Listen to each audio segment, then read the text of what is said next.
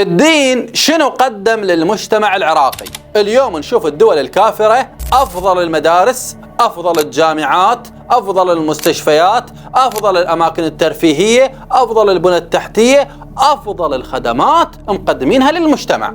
فأنتم الدين عندكم بالعراق شنو قدم؟ فهذا السؤال دائما يوجهونه للمرجعية. المرجعية تمثل الدين، والحوزة العلمية تمثل الدين، والخطباء يمثلون الدين. فأنتم شنو قدمتوا للمجتمع العراقي من خدمة؟ يعني الدين فقط عبادة، صلاة وصيام وانتهى الموضوع؟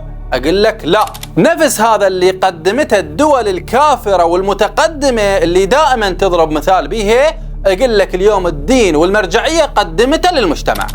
هاي شلون؟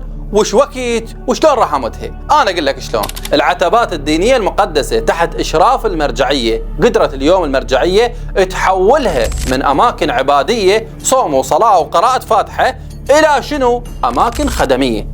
يعني شلون؟ اليوم قدرت العتبات تبني مستشفيات عالمية.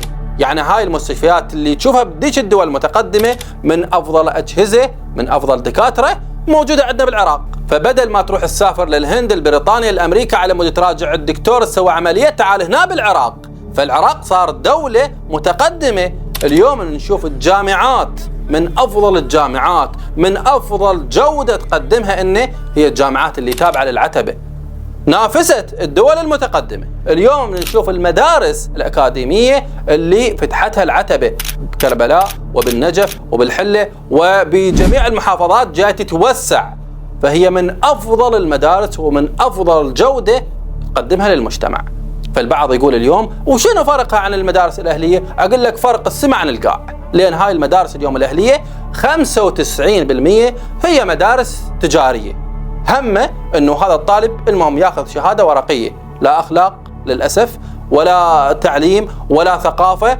المهم النسبه لهذه المدرسه تكون عاليه حتى يكون بها قبول اكثر ووارد اكبر. فالمرجعيه اهتمت بالجانب التربوي والتعليمي، اهتمت بالجانب الصحي، اهتمت بالجانب الثقافي، اهتمت بالجانب الترفيهي للمجتمع، اهتمت بالجانب اللي يخدم المجتمع بجميع المجالات.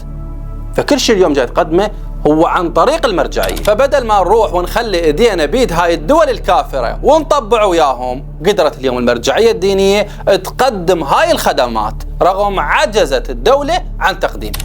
فالمرجعية من ظهرت بفيديو مع المتولي الشرعي للعتبة الحسينية المقدسة رادت توصل رسالة للبعض المشككين والمسقطين والطاعنين بهذا الشيخ وبالعتبة نفسها بأنها اليد العاملة للمرجعية والخادمة للمجتمع.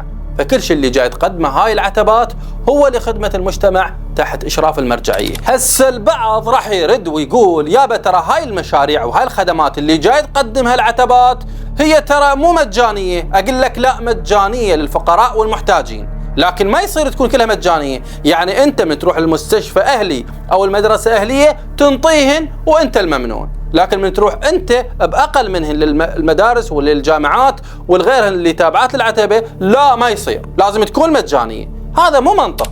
ما صرف في علاج الأطفال بقيمة حوالي 11 مليار، ما قدم من تخفيضات ويوميا بدون استثناء، حتى يوم الجمعة هناك تخفيضات تكتب لكل المواطنين.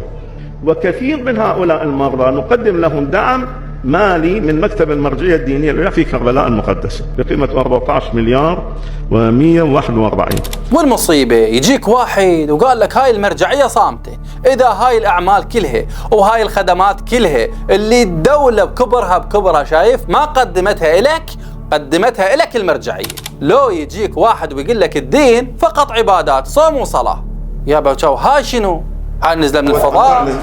أنه لمدة سنة كاملة ليست هناك أجور.